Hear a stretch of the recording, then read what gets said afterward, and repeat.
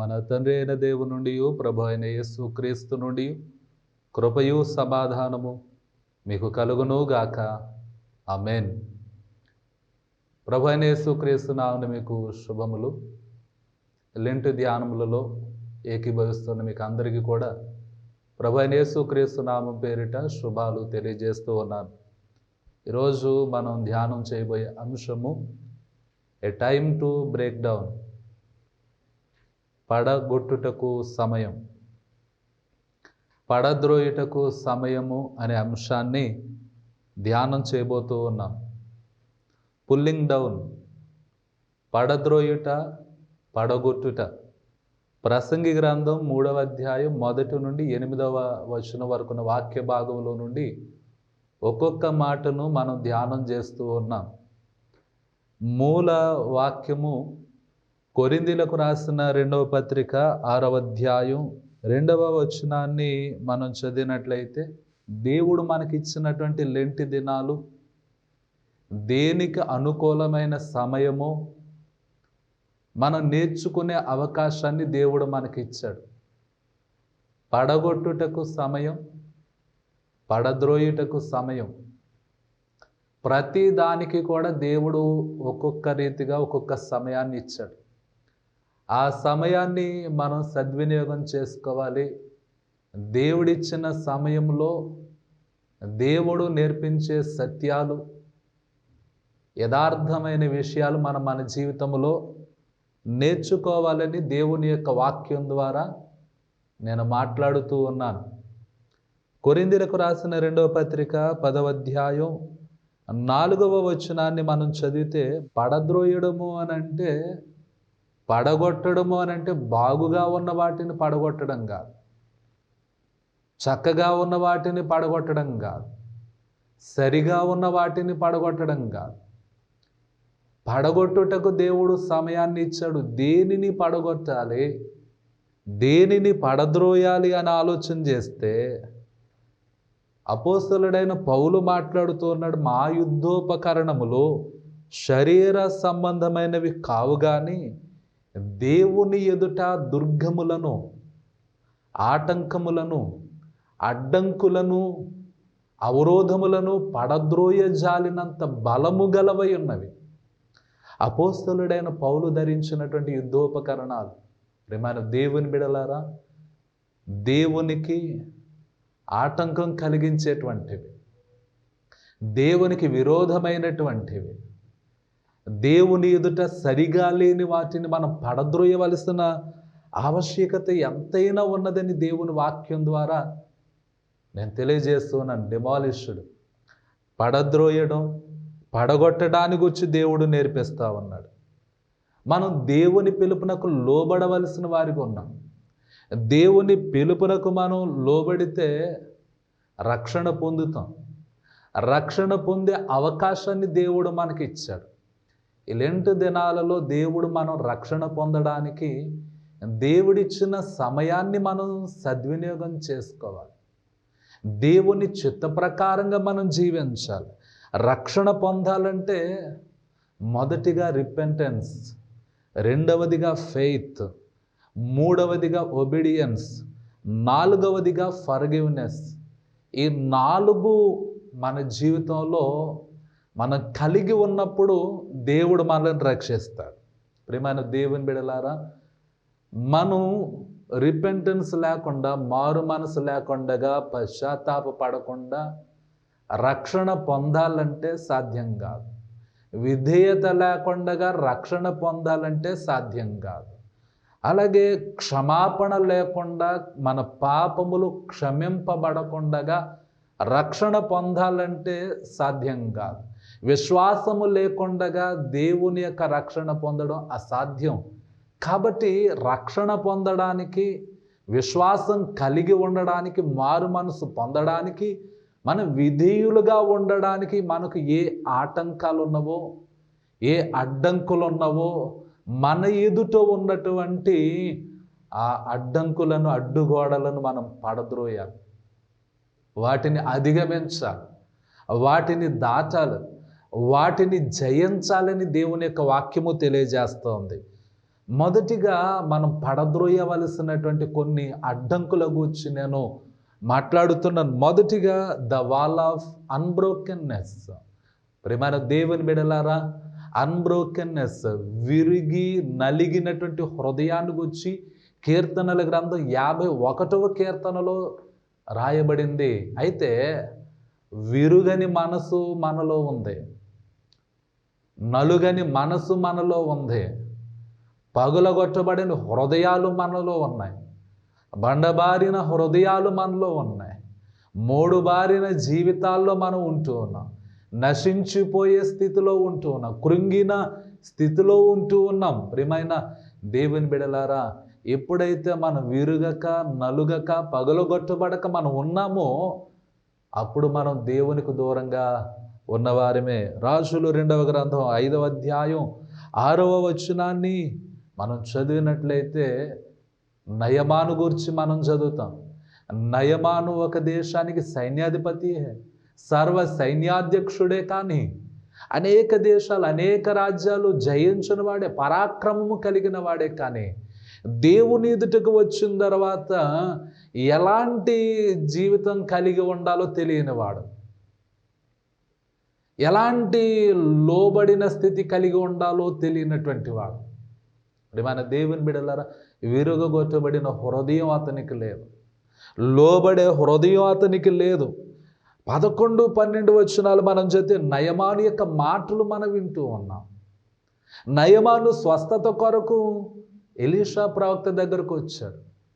Elisha ప్రవక్త దగ్గరకు వచ్చిన తర్వాత ఎలీషా ప్రవక్త చెప్పిన మాట ఏంటి అని అంటే, నీవు యొర్దాను నదికి పోయి 7 మార్లు మునుగు, నువ్వు శుద్ధి నొందుతావు, స్వస్థత పొందుతావు, ఆరోగ్యం పొందుతావు.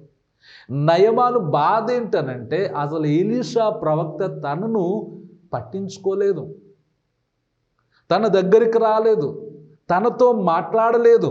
ప్రియమైన దేవుని బిడ్డలారా, నయమాను గొడవ, నయమాను యొక్క బాధ, నయమాను యొక్క వ్యాధన ఏంటనంటే, నన్ను పలకరించలేదు, నాతో మాట్లాడలేదు అని నయమాను బాధపడుతూ ఉన్నాడు. ప్రియమైన దేవుని బిడ్డలారా, ఆలోచన చేయండి. మనం కూడా ఒక్కొక్కసారి నన్ను ఎవరు పలకరించలేదు, నన్ను ఎవరు పట్టించుకోలేదు, నాతో ఎవరు మాట్లాడలేదు, కనీసం నా వైపు చూడలేదని చెప్పి మనం నలిగిపోతూ ఉంటాం, బాధ నొందుతూ ఉంటాం. నయమాను కూడా ఎలీషా ప్రవక్త దగ్గరకు వచ్చిన తర్వాత, దేవుని ప్రవక్త దగ్గరకు వచ్చిన తర్వాత, దేవుని సన్నిధానంలోనికి వచ్చిన తర్వాత అతడు స్వస్థత పొందడానికి వచ్చాడు. దేవుని సన్నిధిలోనికి వచ్చిన తర్వాత ఎలాంటి వ్యక్తిత్వం కలిగి ఉండాలి, ఎలాంటి జీవితం కలిగి ఉండాలో అది మరిచిపోయాడు. విరిగి నలిగిన హృదయంతో దేవుని దగ్గరకు రావాలి. నయమాను దేవుని ప్రవక్త దగ్గరకు వచ్చాడు, కానీ అతనిలో ఉన్నటువంటి పదవి, లేకపోతే అతనిలో ఉన్నటువంటి అధికారం, అతనిలో ఉన్నటువంటి అహంకారం, ఆ అడ్డుగోడలను అతడు అధిగమించలేదు, వాటిని పడద్రోయలేదు. ప్రియమైన దేవుని బిడ్డలారా, మనం దేవుని దగ్గరకు వచ్చినప్పుడు మన చదువు, మన జ్ఞానం, మన ఆధిక్యత, మన ఘనత అన్నిటినీ మనము విడిచి ప్రభు దగ్గరికి రావాలి. మనము నిమిత్త మాత్రమని ఎంచుకోవాలి. ప్రభు ఎదుట మనల్ని మనం తగ్గించుకునే వారుగా ఉండాలి. విరిగి నలిగిన మనసే దేవునికి ఇష్టమైన బలి.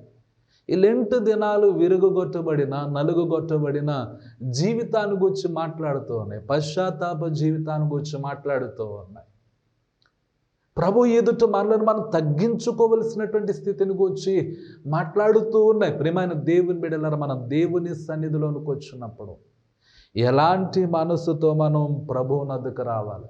నయమాను ప్రభు వద్దకు వచ్చాడు, కానీ దేవుని వద్దకు వచ్చాడు, కానీ అతని యొక్క అవసరతను బట్టి, అతని యొక్క బలహీనతను బట్టి, అతని యొక్క వ్యాధిని బట్టి అతడు దేవుని దగ్గరకు వచ్చాడు, కానీ అతని జీవితంలో మార్పు లేదు. ఎలీషా ప్రవక్త ఒక మాట చెప్పాడు కదా, యాక్టివిటీ ఆఫ్ డిప్పింగ్.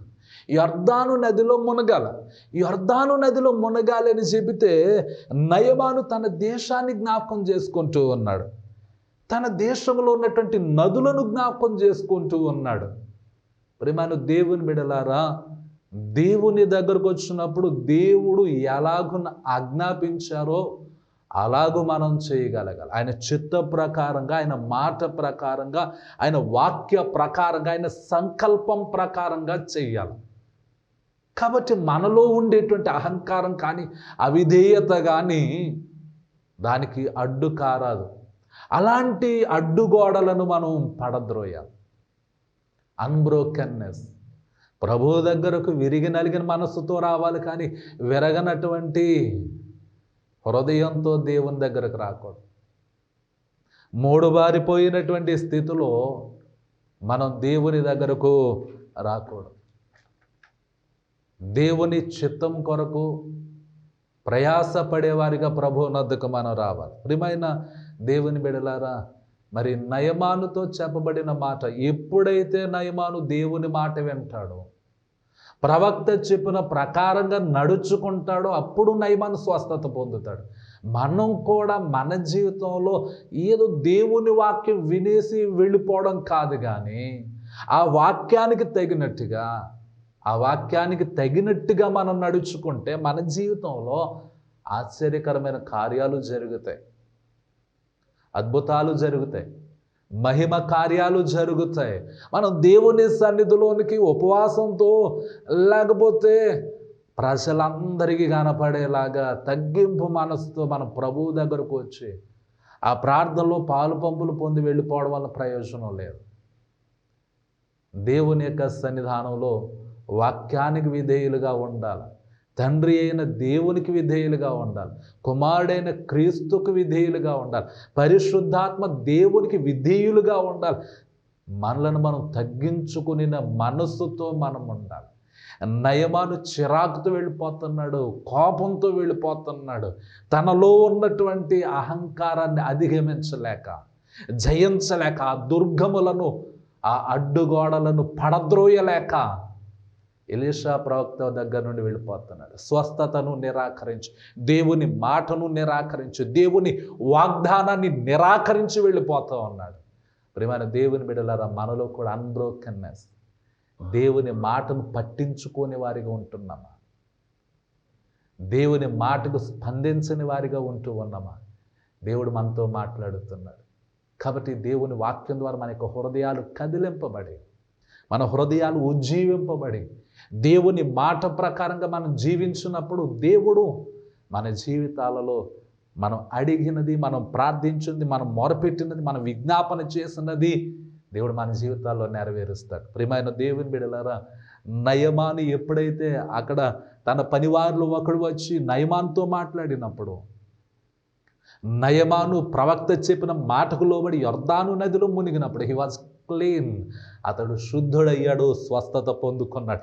ఎప్పుడైతే మాట విన్నాడో, ఎప్పుడైతే తనలో ఉన్నటువంటి అడ్డుగోడను పడద్రోసాడో, దేవుని మాట వినని ఆ స్వభావాన్ని ఎప్పుడైతే తొలగించాడో, హీ వాజ్ క్లీన్, శుద్ధి పొందుకున్నాడు. అతని దేహము పసిపిల్లవాని దేహము వలె మార్చబడినది. మనలో ఏ అడ్డుగోడ ఉంది, మనలో ఏ దుర్గము ఉంది, మనలో ఏ కొండ ఉంది, దేవుని మాట వినని స్వభావం మనలో ఉంటే దానిని మనం పడద్రోయాలి.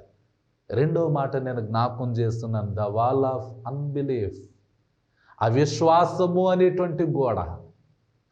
అవిశ్వాసం అనేటువంటి గోడ పడద్రోయబడాలి. హెబ్రీలకు రాసిన పత్రిక 11వ అధ్యాయం 6వ వచనం, విశ్వాసము లేకుండా దేవునికి ఇష్టడయ్యుండుట అసాధ్యము. వితౌట్ ఫెయిత్, విశ్వాసము లేకుండా దేవునికి ఇష్టలుగా, దేవుడు కోరుకున్న వారిగా, దేవునికి ప్రియమైన వారిగా ఉండటం అనేది అసాధ్యమని దేవుని యొక్క వాక్యం హెచ్చరిస్తుంది. The word of God declares, దేవుని యొక్క వాక్యం స్పష్టంగా మాట్లాడుతూ ఉంది. దేవుని వాక్యం ఖచ్చితంగా మాట్లాడుతూ ఉంది. దేవుని వాక్యం సూటిగా మాట్లాడుతూ ఉంది. దేవుని వాక్యం వింటున్నటువంటి నీతో మాట్లాడుతూ ఉంది. విశ్వాసము లేకుండా దేవునికి ఇష్టలై ఉండుట అసాధ్యము. ప్రియమైన దేవుని బిడ్డలారా, రోమపత్రిక 14వ అధ్యాయం 23వ వచనాన్ని మనం చదివితే, విశ్వాస మూలము కానిది పాపం, విశ్వాస మూలము కానిది పాపం. కాబట్టి మన జీవితంలో విశ్వాస మూలము కానిది ఏదైనా ఉన్నదేమో మనం పరిశీలన చేయాలి. మనం ఎంత భక్తితో దేవుని స్తుతిస్తామో, ఎంత భక్తితో దేవుణ్ణి ఆరాధిస్తామో, ఎంత భక్తితో దేవుని యొక్క సన్నిధిలో గడుపుతామో, మనలో ఎంత భక్తి మనం కలిగి ఉన్నామో అంతగా దేవుని నమ్ముచున్నామా, దేవుని యందు విశ్వాసం ఉంచామా అనేది మనం పరిశీలన చేయాలి. He cannot do anything for us without faith. విశ్వాసం లేకుండా దేవుడు మన జీవితంలో ఏమి కూడా జరిగించడు అని దేవుని యొక్క వాక్యము హెచ్చరిస్తూ ఉంది. నీవు దేవుని నమ్మితేనే నీ జీవితంలో దేవుడు కార్యాన్ని జరిగిస్తాడు, మేలును జరిగిస్తాడు, సంతోషాన్ని దయచేస్తాడు, రక్షణ అనుగ్రహిస్తాడు. ప్రియమైన దేవుని బిడ్డలారా, విశ్వాసం లేకుండా, దేవుని నమ్మకుండగా దేవుడు మన జీవితాల్లో ఎలాంటి అద్భుతాన్ని జరిగించుడు అని దేవుని యొక్క వాక్యం స్పష్టంగా మాట్లాడుతుంది. యోహాను సువార్త 20వ అధ్యాయం 25వ వచనాన్ని మనం చదివినట్లయితే తోమ ఒక మాట అంటాడు, I see in his hands. నేను ఆయన చేతులు చూడాలి, నేను ఆయన చేతులు చూడాలి. ఆయన చేతులు చూస్తేనే కానీ, ఆయన గాయములలో నా వేలు ఉంచితేనే కానీ ఐ విల్ నాట్ బిలీవ్. నేను నమ్మను. అవిశ్వాసి అయినటువంటి, సందేహి అయినటువంటి తోమాను మనం ఆ వాక్య భాగంలో చూస్తూ ఉన్నాం. మనలో చాలా మార్లు మేము చూస్తేనే కానీ నమ్మం, మేము ఉంటేనే కానీ నమ్మం, మేము వింటేనే కానీ నమ్మం అనేటువంటి అవిశ్వాసం మనలో కనబడుతూ ఉంది. దేవుని యొక్క వాక్యం మనతో మాట్లాడుతుంది. అన్బిలీవింగ్ థామస్, తోమ అవిశ్వాసములో ఉన్నాడు. ఎవరి యందు అవిశ్వాసం అని అంటే, దేని యందు అవిశ్వాసం అని అంటే, ప్రభువైన యేసుక్రీస్తును నమ్మలేదు, ఆయన సిలువ వేయబడటాన్ని నమ్మలేదు, ఆయన గాయాలు నమ్మలేదు, ఇంకా ప్రభు పునరుద్ధానుడయ్యాడన్న సంగతి నమ్మలేదు. నేను చూస్తేనే కానీ నమ్మనంటూ అన్నాడు. ఒక సూచన కావాలి, ఒక నిదర్శనం కావాలి. ప్రియమైన దేవుని బిడ్డలారా, మన జీవితంలో డు నాట్ బి అన్బిలీవింగ్. అవిశ్వాసము అనేటువంటి అడ్డుగోడ ఉంటే ఆ అడ్డుగోడను మనం పడద్రోయాలి. దేవుని నమ్మడానికి ఒకవేళ సూచన అడుగుతున్నామేమో, ఒక నిదర్శనం అడుగుతున్నామేమో, లేకపోతే ఏదైనా ఒక కార్యాన్ని గురించి మనం అడుగుతూ ఉన్నామేమో. ప్రభువైన యేసుక్రీస్తు వారిని అనేక మార్లు ఆయన్ను సందేహించారు, శోధించారు. ఒక సూచన మాకు కావాలి, ఒక అద్భుతం చేయమని అడిగారు, ఆకాశము నుండి ఒక అద్భుతాన్ని చూపించండి అని అడిగారు. ప్రియమైన దేవుని బిడ్డలారా, అడిగిన వారికి, శోధించిన వారికి, ఆయనను బాధ పెట్టినటువంటి వారికి ఎలాంటి సూచన వారి మధ్యలో చేయలేదు, ఎలాంటి అద్భుతం వారి కొరకు చేయలేదు. మనం సందేహించడం కాదు కానీ, శోధించడం కాదు కానీ, మనం చేయవలసిన పని ఏంటనంటే విశ్వాసం ఉంచటం. ప్రియమైన దేవుని బిడ్డలారా, తన యొద్దకు వచ్చిన వారిని స్వస్థపరచమని అడిగినటువంటి వారిని ప్రభు అడిగారు, నేను ఈ కార్యము చేయగలనని నమ్ముచున్నారా? ప్రియమైన దేవుని బిడ్డలారా, నమ్మితేనే కార్యం జరిగింది, నమ్మితేనే అద్భుతం జరిగింది, నమ్మితేనే స్వస్థత జరిగింది. ఈరోజు మనం దేవుని నమ్మితేనే దేవుడు మన జీవితాల్లో గొప్ప కార్యాలు జరిగిస్తాడు. యోహాను సువార్త 20వ అధ్యాయాన్ని మనం జ్ఞాపకం చేసుకుంటే 27వ వచనం, 28వ వచనాన్ని మనం చదివితే, తోమా దగ్గరకు ప్రభువైన యేసుక్రీస్తు వారు వచ్చారు. అవిశ్వాసి అయినటువంటి, సందేహి అయినటువంటి, చూస్తేనే కానీ నమ్మను అని చెప్పినటువంటి తోమా దగ్గరికి యేసుక్రీస్తు వారు వచ్చారు. తోమా, నా ప్రక్కలో నీ చెయ్యొచ్చు అని చెప్పినప్పుడు అప్పుడు అంటూ ఉన్నాడు, my lord and my God, నా ప్రభువా, నా దేవా అని మాట్లాడుతూ ఉన్నాడు. ప్రియమైన దేవుని బిడ్డలారా, అక్కడ యేసుక్రీస్తు ఒక ఉన్నతమైన మాట చెప్పారు కదా, చూచి నమ్మిన వారి కంటే చూడక నమ్మిన వారు ధన్యులు అనేటువంటి ఒక ఉన్నతమైన వాగ్దానం అక్కడ ప్రభువు పలికినట్టుగా మనం చూస్తూ ఉన్నాం. ప్రియమైన దేవుని బిడ్డలారా, ఎలాగూ మనం దేవుని నమ్ముతున్నాం, ఎలాగూ దేవుని యందు విశ్వాసం ఉంచుతూ ఉన్నాం. కాబట్టి మనలో ఒకవేళ అవిశ్వాసము ఉన్నట్లయితే ఆ అవిశ్వాసము అనేటువంటి అడ్డుగోడ మనం పడద్రోయాలి. విరగని మనసు అనేటువంటి అడ్డుగోడ పడద్రోయాలి. అహంకారం అనేటువంటి అడ్డుగోడ మనం పడద్రోయాలి. ప్రభువు దగ్గరికి రావడానికి, రక్షణ పొందడానికి ఉన్నటువంటి ఆటంకాలను మనం పడద్రోసి ప్రభు చెంతకు రావాలని దేవుని యొక్క వాక్యం ద్వారా నేను జ్ఞాపకం చేస్తూ ఉన్నాను. మూడవ మాట జ్ఞాపకం చేస్తున్నాను, ద వాల్ ఆఫ్ అన్ఈల్డింగ్నెస్. ఈ మాటకి అర్థం ఏంటనంటే దేవునికి చోటు ఇవ్వని, దేవునికి చోటు ఇవ్వని, దేవునికి లొంగనటువంటి ఆ అడ్డుగోడని మనం పడద్రోయాలి. ప్రియమైన దేవుని బిడ్డలారా, మనం మన జీవితాల్లో గృహాలలో దేవునికి స్థానం ఇవ్వగలుగుతున్నామా అనేటువంటి పరిశీలన మనం చేసుకోవాలి. ప్రియమైన దేవుని బిడ్డలారా, లూకాసు సువార్త 2వ అధ్యాయాన్ని మనం చదివితే ప్రభువైన యేసుక్రీస్తు వారు ఈ భూమి మీద జన్మించినప్పుడు సత్రములో స్థలము లేనందున ప్రభువైన యేసుక్రీస్తు వారు అంటారు, నక్కలకు బొరియలును ఆకాశ పక్షులకు గూళ్ళుండెను, కానీ మనుష్య కుమారుడు తలవాల్చుకొనుటకైనను స్థలము లేదు. ఈ భూమి మీద ఆయనకు స్థలం లేదు. ప్రియమైన దేవుని బిడ్డలారా, ఆయన జీవించిన కాలమంతా సంచార జీవితమే. ఆయన జీవించిన కాలమంతా కొండలలో, అరణ్యములో, నదీ తీర ప్రాంతంలో ఆయన సువార్త ప్రకటిస్తూ సంచరించినట్టుగా మనం చూస్తూ ఉన్నాం. దేవుని యొక్క వాక్యం మనతో మాట్లాడుతూ ఉంది. మనం దేవునికి ప్రథమ స్థానం ఇవ్వగలుగుతున్నామా? మన జీవితంలో, మన హృదయంలో, మన గృహములో దేవునికి మొదటి స్థానాన్ని ఇవ్వగలుగుతున్నామా? దేవునికి చోటు ఇవ్వనటువంటి, దేవుని కార్యాలకు చోటు ఇవ్వనటువంటి, ప్రార్థనకు అవకాశం లేనటువంటి స్థితిలో మన జీవితాలు ఉంటున్నాయా? ప్రియమైన దేవుని బిడ్డలారా, మనం ఎప్పుడూ కూడా విస్తారమైనటువంటి పనుల ఒత్తిడిలో మనం పడిపోయి, మన బిజీలో మనం పడిపోయి దేవునికి చోటు ఇవ్వనటువంటి స్థితిలో మనం ఉంటూ ఉన్నాం. సతమతం అవుతూ కూడా దేవునికి దూరంగా ఉంటూ ఉన్నాం. అలాంటి అడ్డు కూడా మనం పడద్రోయాలి. దేవునికి చోటు ఇవ్వకపోవడం అని అంటే టు ఎగైనెస్ట్ గాడ్, దేవునికి విరోధంగా ఉన్నాం. ఒకవేళ మనం మన గృహంలో, మన జీవితంలో, మన హృదయంలో దేవునికి చోటు ఇవ్వలేదనంటే ఆ స్థానాన్ని ఎవరు ఆక్రమిస్తున్నారనంటే అపవాది ఆక్రమిస్తూ ఉన్నాడు. నీ జీవితాన్ని ఆక్రమిస్తూ ఉన్నాడు, నీ కుటుంబాన్ని ఆక్రమిస్తూ ఉన్నాడు, నీ గృహాన్ని ఆక్రమిస్తూ ఉన్నాడు. ఎప్పుడైతే నీవు దేవునికి స్థానం ఇవ్వకుండగా నీవు నిర్లక్ష్యంగా ఉన్నావో ఆ స్థలము అపవాది ఆక్రమించుకుంటున్నాడు. కాబట్టి టు ఎగైనెస్ట్ గాడ్, దేవునికి శత్రువులుగా ఉంటున్నాం, దేవునికి విరోధులుగా ఉంటూ ఉన్నాం. కాబట్టి అలాంటి అడ్డుగోడ మనం అధిగమించాలి, పడద్రోయాలి.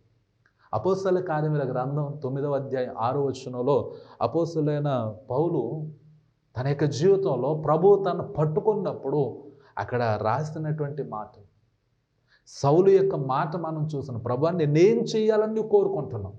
అంతవరకు కూడా ప్రధాన యాజకులు చెప్పింది చేశాడు, ధర్మశాస్త్రోపదేశకులు చెప్పింది చేశాడు, అధికారులు చెప్పింది చేశాడు. ఇక్కడికి వచ్చిన తర్వాత సౌలు అంటున్నాడు, ప్రభువు మాట్లాడిన తర్వాత, ప్రభు పట్టుకున్న తర్వాత ఏమంటున్నాడు అని అంటే అంతవరకు దేవునికి స్థానం ఇవ్వకుండా జీవించాడు. ఇప్పుడు ప్రభుతో అంటున్నాడు, ప్రభు నేనేం చేయాలి? ప్రియమైన దేవుని బిడ్డలారా, మనం మన యొక్క జీవితంలో దేవునికి చోటు ఇవ్వకుండా అవిధేయులుగా ఉంటున్నామేమో పరిశీలన చేసుకుందాం.